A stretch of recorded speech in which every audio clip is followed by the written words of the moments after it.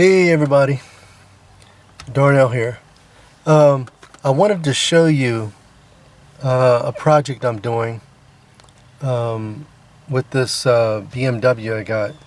I didn't pay a lot of money for it. Found out that it costs a lot of money to keep it. But anyway, a few of my friends are always buying cars because they like the upgrades in the entertainment system. And I always tell them just to upgrade it themselves and save them some money instead of buying a new car. So I went and did that with my own, and I'm going to show you what I did. Now I don't have the old one in, the old radio in anymore. And in this case with a BMW, it's not like you change the radio out. The radio and all that stuff is still in a sort of like a entertainment engine that's inside the car, and your display is just like a monitor for your computer in this case. So let me show you. This is a 2008 BMW 535i. I don't recommend these cars if you don't have enough money to keep them up and running, let me tell you. But I got it cheap, so I figure I can deal with it for a while. Anyway, so what you have here, I'm going to move it over this way now and show you what you have in a column. You have your standard column, and don't worry about that, that's my badge for school. You have what's called an iDrive. This thing allows you to move around in a menu, and you can click it and you can bang it back and forth and up and down like a joystick. Okay, then you have the little menu button. And going along with the column, everything's all digital and stuff. But for a 2008, it has a pretty good user interface. It's before its time. But with all these new cars, you have cars with entertainment systems and video and all this other kind of stuff. And this car is 1 year before that happened. So instead of buying a new car, I figure I'd just upgrade the radio. Or I keep saying radio, but I'd upgrade the system to get those features. So I'm going to show you what I had, and I'm going to show you what I have now and how I did it.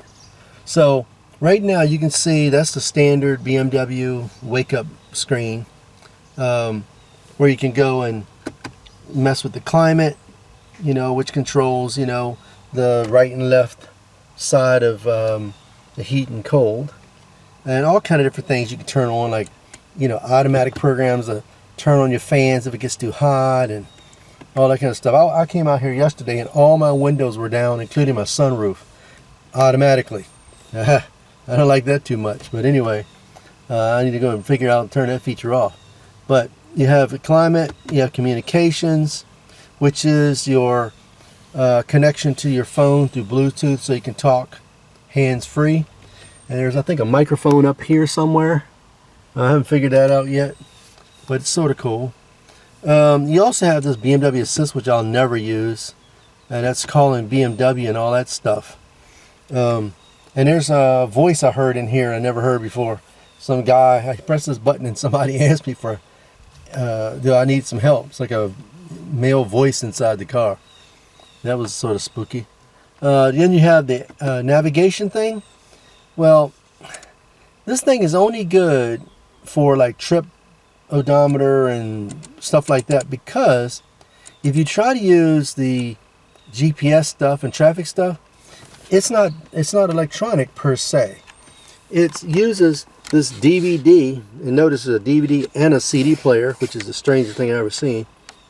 But it uses this DVD to load in maps, and the maps that I have are not for Pennsylvania, number one. I come from Texas, but it didn't have Texas on there anyway. But it didn't even read the DVD anyway. So I wound up using my phone. So that was another little irritant when you have this kind of car and it doesn't have all the stuff working properly. Anyway, that's the navigation stuff. And then you have the entertainment stuff. Okay? And you have your standard FM, AM. I don't know what this is. Maybe it's weather band or something. I don't know what it is. I don't know what that W stands for. Let me turn this thing off.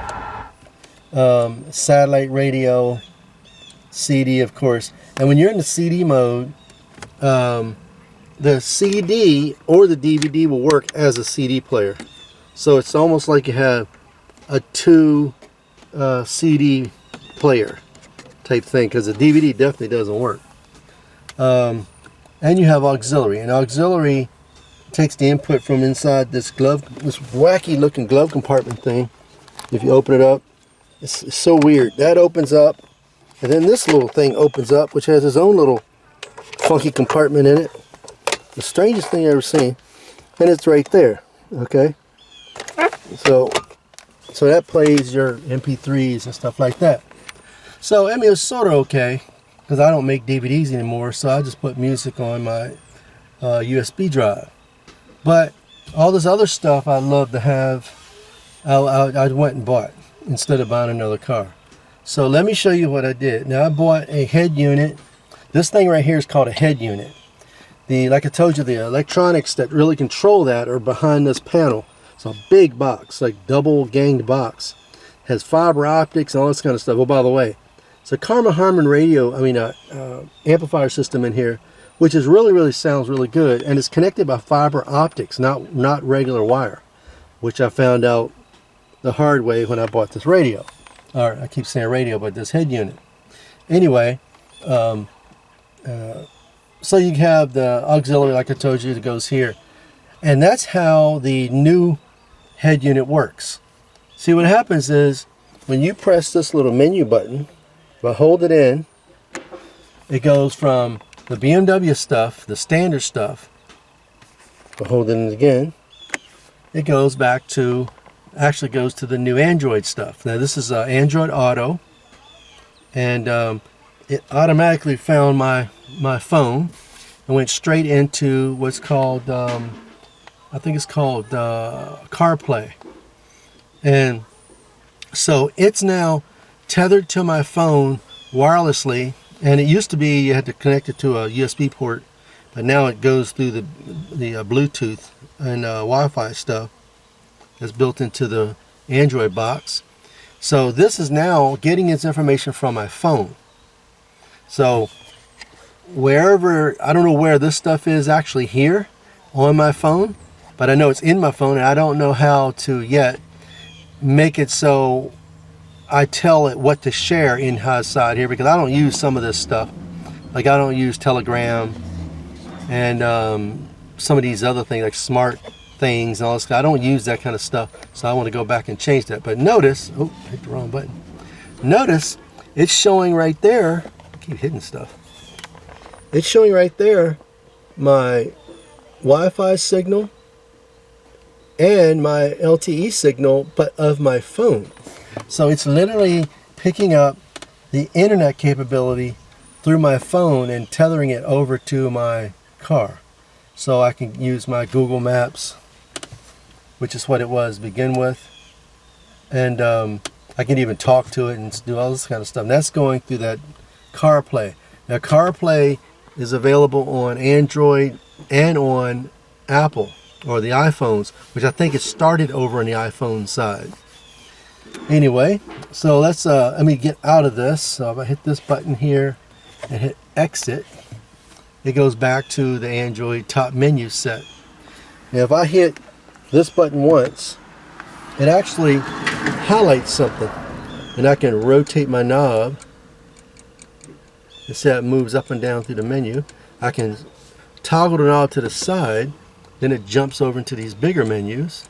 Okay, so that's how they're using this knob thing. Okay, which is sort of cool. And let me look at some of the stuff that it gave you. I'll bounce back over here. That is the symbol for music, which is the same as this icon right there. See, it has the little record or album. So if I hit that, you'll see that it's probably playing, but since I don't have it in auxiliary, so if I hit auxiliary, turn it on actually, because remember this is an amp down here, and that's just the head unit up here.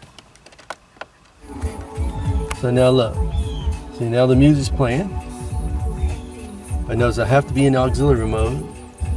So if I hit pause, then you can go right here to go to the next song, previous song, repeat. Some settings right here for the audio side of things. It's like this little digital equalizer, which, by the way, I don't like the way it's set up.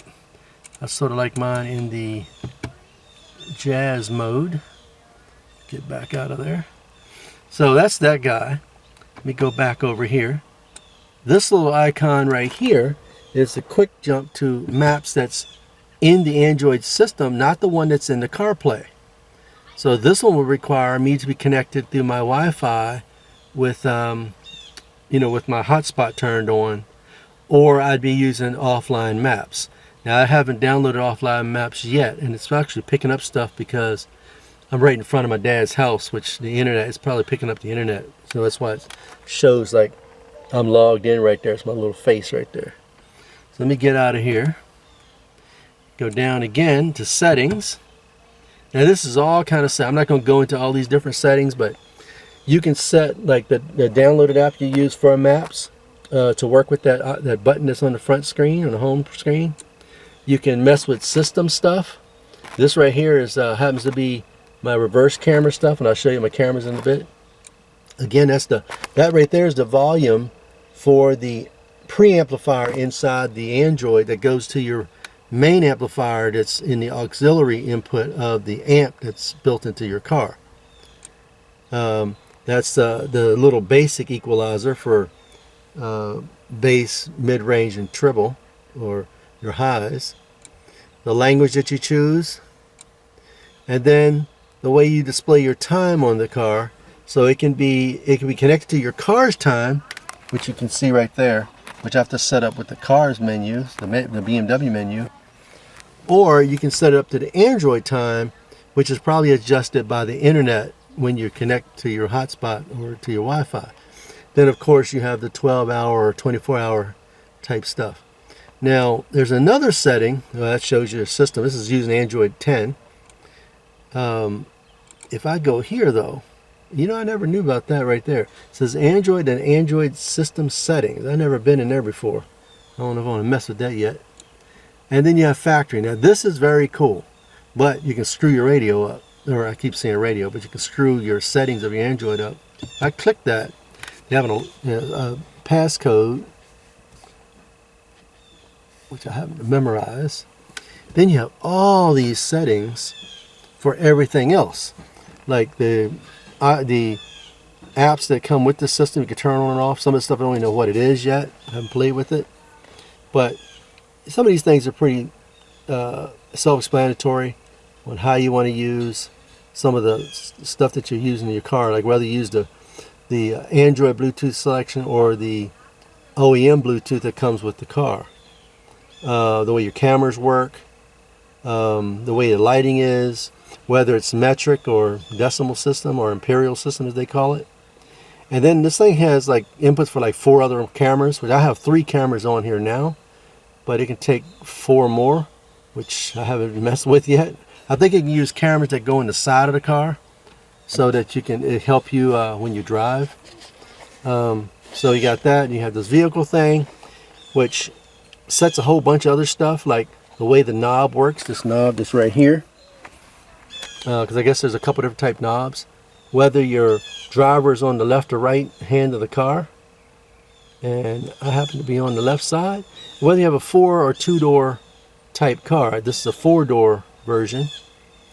And the way the speedometer is. Now apparently it's probably, so some of the cars with the V8, this is a V6 twin turbo.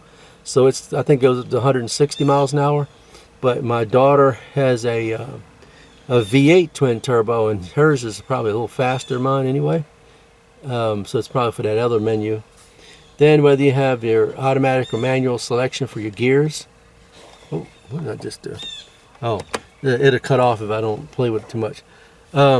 Now these cars are both automatic and manual, by the way. So if I slide it over here, then I can tap the up and down on these paddle shifters, or I can tap up and back with this, but I normally drive it in automatic mode because I'm not trying to really get a ticket. even though it has like a little sport mode. I tried it once and I was like, holy crap, it's just waiting for me to get a ticket. Anyway, all these different kind of settings. You can even set the CAN bus. That's that bus that's in the system that communicates back and forth to the engine stuff and the engine computer. I also have an adapter that plugs into my engine diagnostics slot, and I have an adapter for it, which is in my glove compartment here. Well, not glove compartment, but this wacky little thing. This guy right here. So this guy right here can plug into this little port that's down here on the floor, on the side here. And it's a OBD adapter. And I have this software right here, so I can check my engine, you know, if I'm, you know, missing, or all sensors and different things. And if I get an engine light, I can actually turn it off if I want to. All that kind of stuff. So that's what that CAN thing is for the CAN bus. Steering wheel track, I have no idea what that does, but I'm not going to mess with it. Car display. Now, I needed this because when I first installed this, it was assuming that this is a model that had a 6.6 inch screen. And I was only showing like a portion of my screen when I went back to the BMW mode. So I found in here, oh shoot, I don't even mess with nothing. I found this one that's at 8.8 inch, and it's a CC model, which is what I have, an E90. And then, so it fixed that. CAN bus stuff, I just used the newest protocol, which I don't know what that means. It's probably the way it communicates to that engine computer stuff. Then the UI interface, which is stands for user interface. I'm using the standard Extron interface, which comes up sort of cool looking.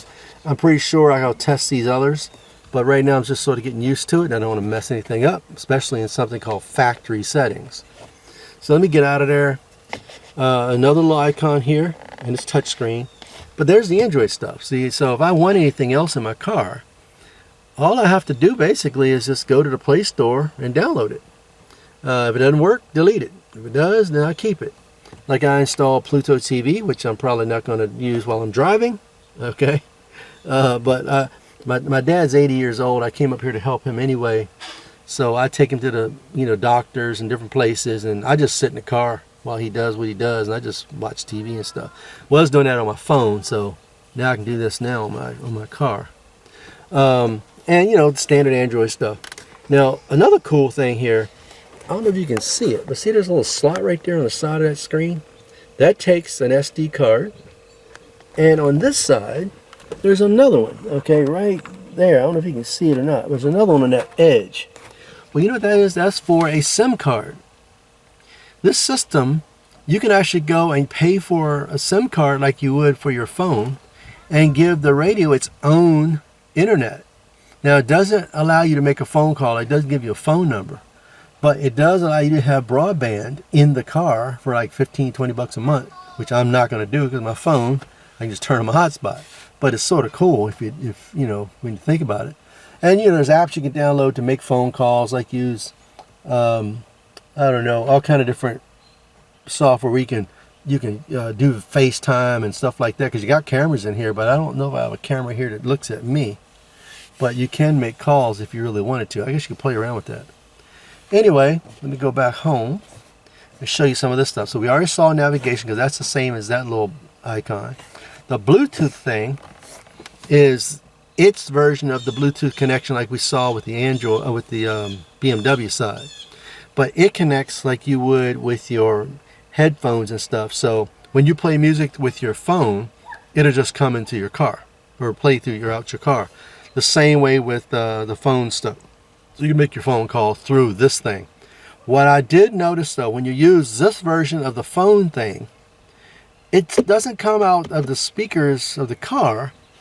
There's a little speaker that it came with that I happened to put in my glove compartment.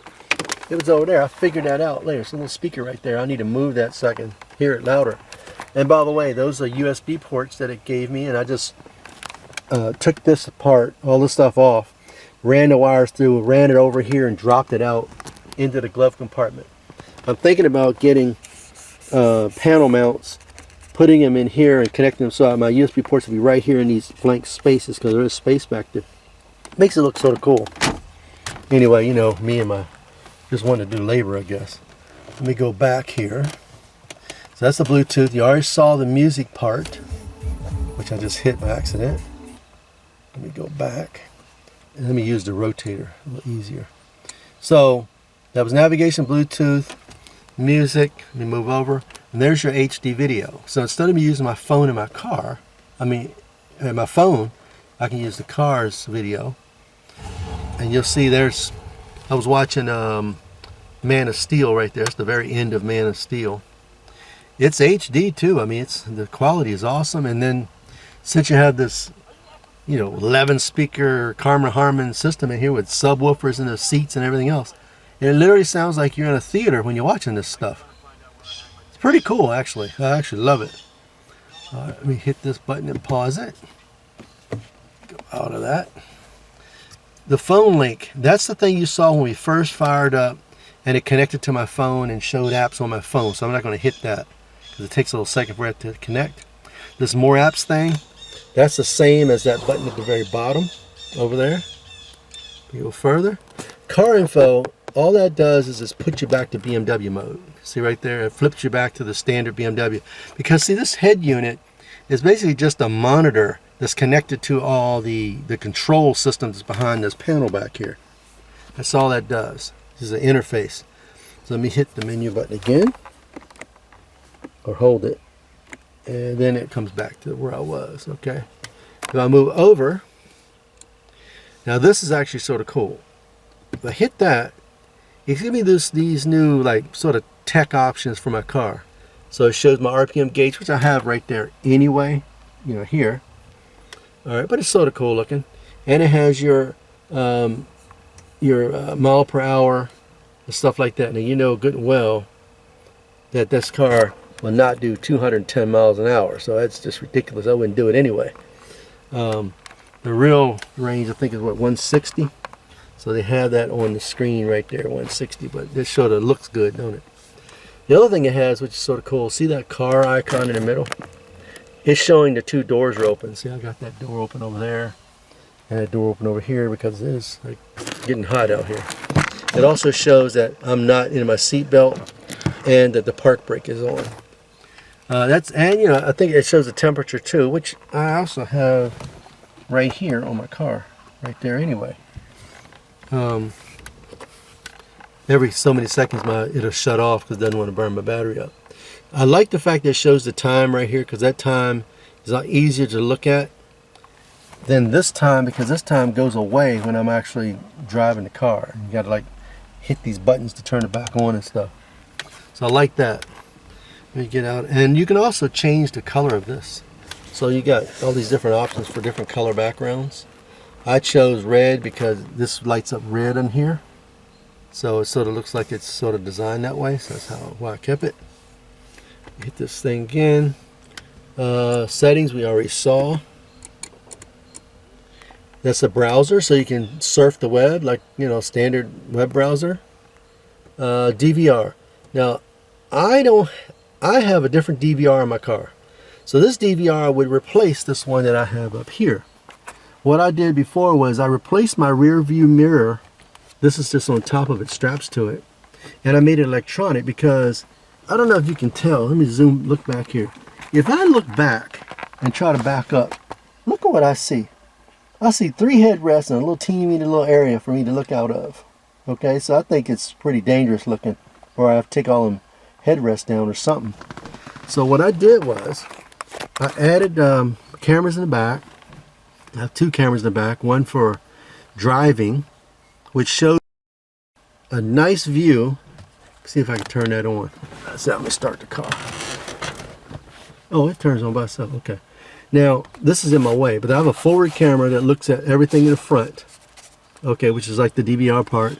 And then if I swing this, now I can see everything in the back. Now I get a 140-degree angle, which is hard to tell, but I can see way out here to way across there as if it's my rearview mirror. And I use this for driving as a regular rearview mirror.